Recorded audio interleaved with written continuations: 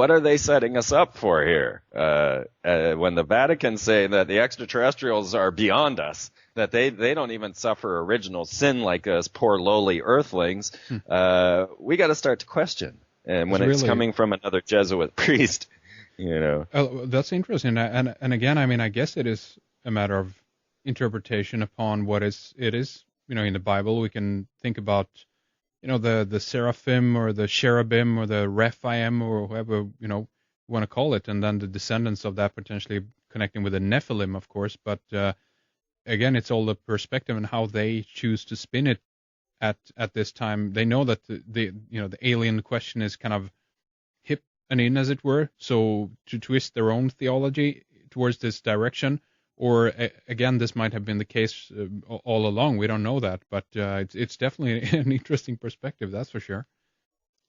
It is. It's setting the stage. Yes. It's definitely setting the stage. And then they go on to there was a lawsuit against the Vatican by the Templars, saying you owe us 1.5 million, or I think it was more of 100 million, 150 million. And it turns out that Pope Benedict, who is named after the ruler of the Templars, Benedict, the rules of Benedict are what the Templars were following. So we have another correlation with his name and the Templars. But it turns out that Pope Benedict, before he became Pope, right, when he was still Cardinal Ratzinger, was investigating the Knights Templar and the Illuminati. He was digging into Hertfordshire in England, trying to get ideas and understandings of the Illuminati before all of this happened. So what happened was that next thing we know, the Vatican brings out a book on the Templars' demise. They're going to publish this book, and it's from the Chinon parchment, and what they have found is that the document recorded the heresy hearings and actually exonerates the Templars in their, saying that they did not do these horrible things that the Pope of 1300s burnt them at the stake for. Yeah. Now, it is in watching these type of correlations that I'm making my predictions.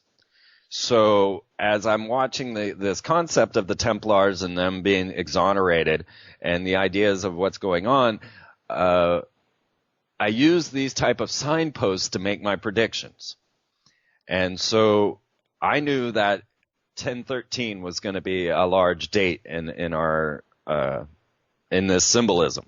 Just as I had said and noted the date of 9/11, now I had become, and I didn't have a voice back then. I didn't have anyone to tell, and I wondered many times what would happen if I had just known about Alex Jones back then and phoned in and said, hey, there's going to be a major terrorist attack on 9/11. Because I knew 3 years running. I'd been talking about this for years and years. I have many witnesses to my prediction, but I didn't make it public. So now I have a public voice. Now I'm out in front of the public, and I want to show that this science I'm forming is valid. And so on Jack Blood, Deadline Live, I went ahead and made my next prediction, which was for 1013. And then each year, because I'm usually a couple of years ahead in my predictions, I highlighted 1013. I did a special event on each the consecutive 1013s. The last one with the High Priest of the Church of Satan, Rex Church, which you can find on my YouTube channel. I did with Rex Church on 1013 at Ground Zero Lounge at Dante's, if we can get any more symbolism in there. But so sure enough, I had made this prediction there was going to be another major event like 9/11, only probably not as dramatic on 1013. And I was using different signposts of the fact that the Pope had come to America for his birthday and visited W at the White House. Yes. So then in response to this, then he went on Hitler's birthday. He went to visit Ground Zero and gave a speech asking for eternal light. Back to the Luciferian symbolism. But then on Friday the 13th, okay, so let's understand that 1013 is October 13th, which is the date that the Pope and the King came together and passed a bull saying that the Templars were heretics and they should all be burnt at the stake. And this is the infamous 1013, which became Friday the 13th because it was on a Friday. Yeah. And so now that's the most unlucky day. Yes. Well, on Friday the 13th, after the Pope had visited W for his birthday, W visited the Pope at the Vatican on Friday the 13th. And this was 2008, correct? Yes. Yes. Okay. Because I think we also talked with you in 2007, just a few days before 1013. And I mean, if you go back to 2007, did you see anything happen? Do you think that your prediction that you made did that come into fruition, so to speak, or has this trickled out through all the October 13th from that year and onwards, or what do you see happened here consequently? Well, it absolutely did happen. And I just want to note that when W met with the Pope at the Vatican on Friday the 13th, they met in St. John's Tower. And yes. St. John, of course, is the saint of the Freemasons. And also, this was an unheard of event that the Pope doesn't hold guests at St. John's Tower. But here they are at St. John's Tower on Friday the 13th. Well, yes, absolutely. Next thing you know, while I'm speaking with Rex Church at Dante's Inferno, this whole event was going down. And I'm highlighting all of these different correlations with 1013. That's the time when Nero took Rome. That's the moment of the Fatima, when the Virgin Mary came, was 1013. So next thing I know, the next day, after 1013, the news comes out, and there's a large article that says 1013 was bigger than 9/11. And I'm like, I told you guys so. But this was a bit of a quiet coup. Because, well, not too quiet, but people didn't see it for what it was. But on October 13th of last year, Secretary Paulson and the Fed chairman, Ben Bernanke, invited all the CEOs of the 9 largest banks to meet in Washington, D.C., and they were not told why. Mm-hmm. But to quote them, to their astonishment, they were handed a 1-page document that said they agreed to sell shares to the government. And then Paulson said they must sign it before they left.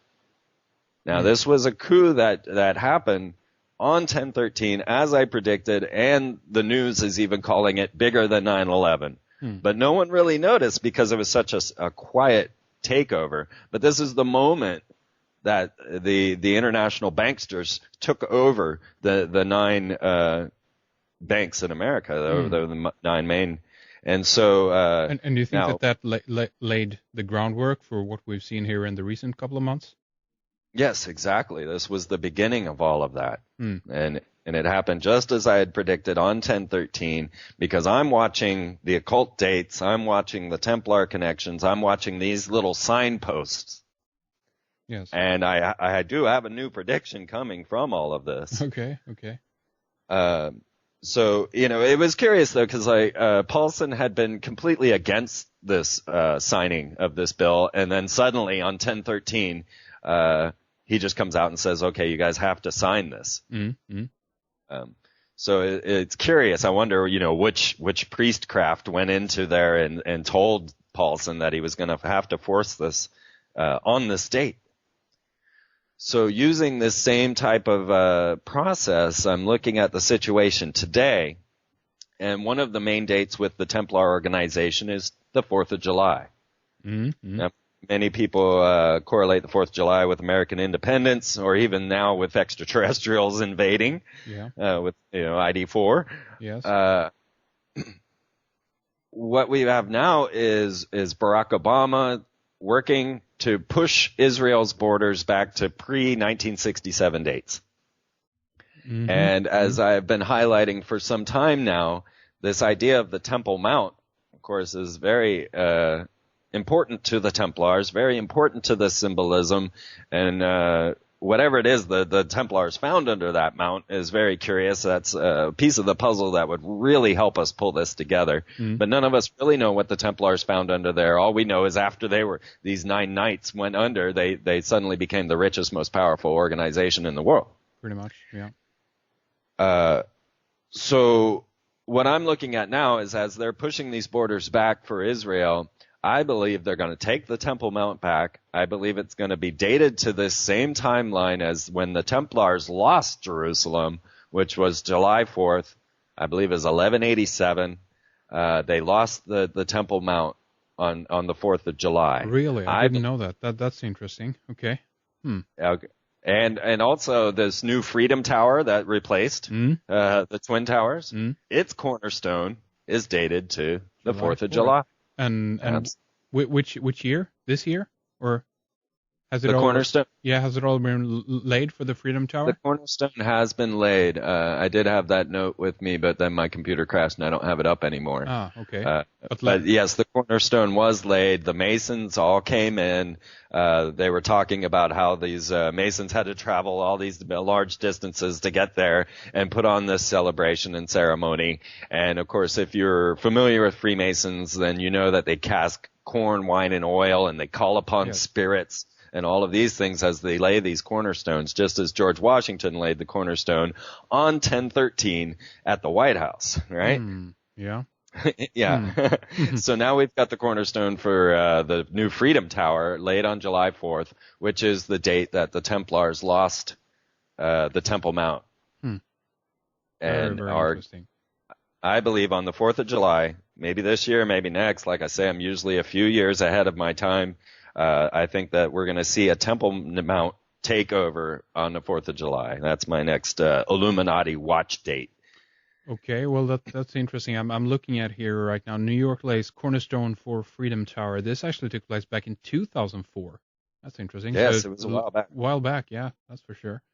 And of course, we have the for those who might not know, the Freedom Tower, the whole 1776 feet tall, there's symbolism definitely involved in the Freedom Tower. Looks like basically the two towers incorporated into one, again tying back this whole idea of the Barakanaten idea, the unifier, as it were, or bringing these two dichotomies, the two opposites together to one point. And again, much the same thing with the building of potentially the new Temple of Solomon on Temple Mount, or that this is about, in some way, from their perspective, of course, uniting everything and bringing everything back together again. It's a time for a new religion, a new era of world peace, and this will, of course, not take place before we have eradicated a lot of people, which, they've been doing now for the latest, I don't know what, couple of years, and again, it seems to be that everyone who's not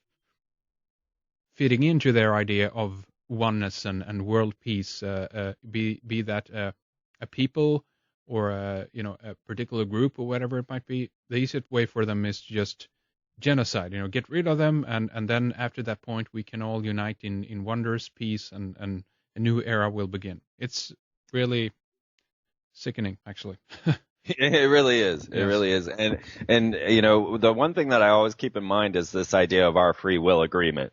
And so as long as we don't buy into the propaganda, as long as we start to see through the shenanigans, the prestidigitation, then we don't no longer give our free will agreement. I really do feel like this is a God force that they have to overcome, because they constantly tell us what they're going to do, or else they put it out in some fashion that we can take it in, and then we agree with it whether we realize it or not.